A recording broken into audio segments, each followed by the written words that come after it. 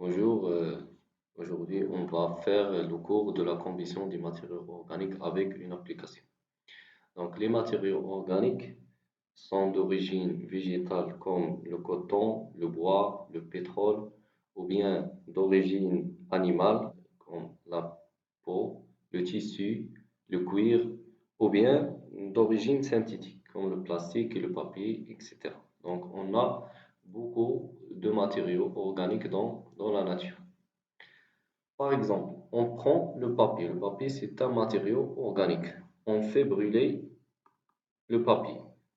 Donc, si on brûle le papier dans l'air, c'est-à-dire en présence de dioxygène, on va avoir ici, en présence de dioxygène, ici on a un entonnoir, le sulfate de cuivre anhydre, ici dans le tube, et l'eau de chaud.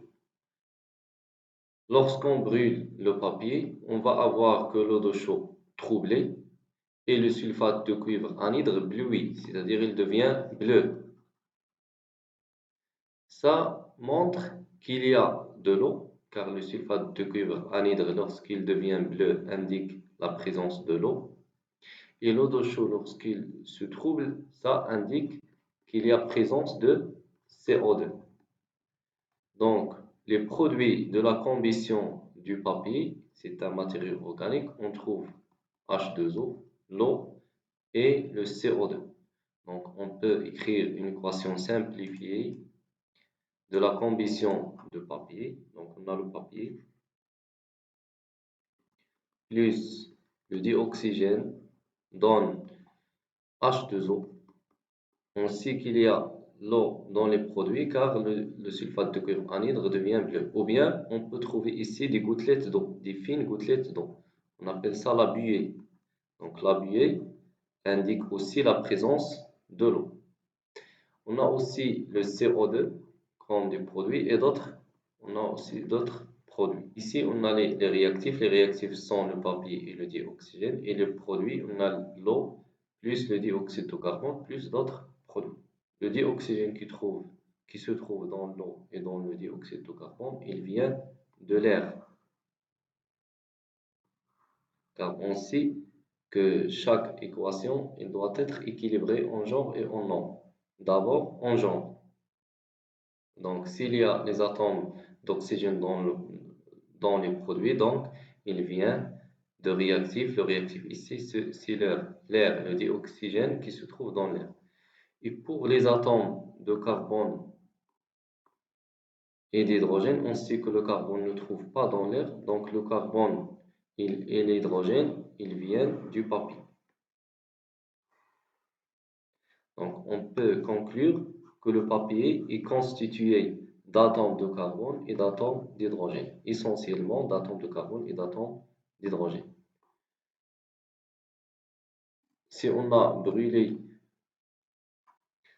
si on brûle aussi un type de plastique, c'est le PVC par exemple, plus le dioxygène, il donne toujours H2O et le CO2 plus un gaz toxique qui s'appelle HCl, le chlorure d'hydrogène.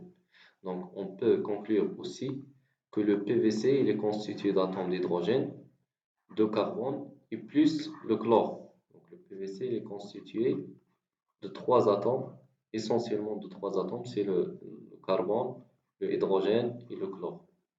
Ici, le carbone et l'hydrogène, ce sont des atomes communs entre tous les matériaux organiques.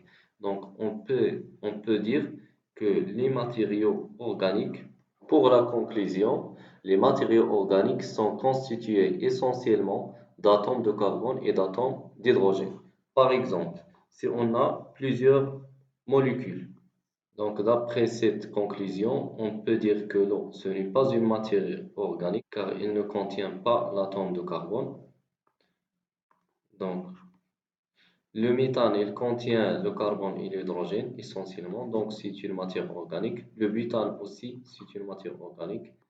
Cette molécule, ce n'est pas une matière organique. Et finalement, le chlorure de méthyle, c'est une matière organique. La combustion des matériaux organiques provoque des dangers sur la santé et sur l'environnement, car il produit des gaz toxiques. En plus de l'eau et de dioxyde de carbone, il produit des gaz toxiques. Par exemple, comme le monoxyde de carbone, lorsque la combustion des matériaux organiques est incomplète. Ce gaz peut provoquer la mort. Aussi, la combustion de PVC donne le chlorure d'hydrogène, HCl. C'est un gaz toxique qui attaque les poumons. Le nylon, sa combustion donne le cyanure d'hydrogène. C'est un gaz mortel pour l'être humain. Donc, dans cet exercice, il a dit le résultat de la combustion de nylon dans l'air donne la vapeur d'eau, le dioxyde de carbone et le cyanure d'hydrogène, HCN. Comment détecter la présence de dioxyde de carbone? Donc, on détecte la présence de dioxyde de carbone par l'eau de chaud.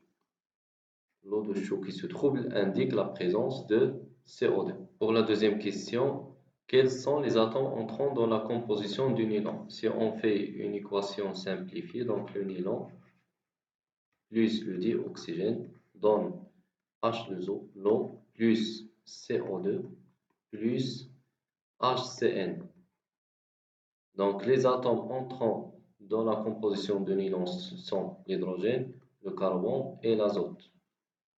Le nylon est-il un matériau organique? Oui, c'est un matériau organique car il est composé essentiellement d'atomes de carbone et d'atomes d'hydrogène. Où est le danger de brûler le nylon? La production de cyanure d'hydrogène, c'est un gaz toxique et mortel pour l'être humain. Donc, merci pour votre attention.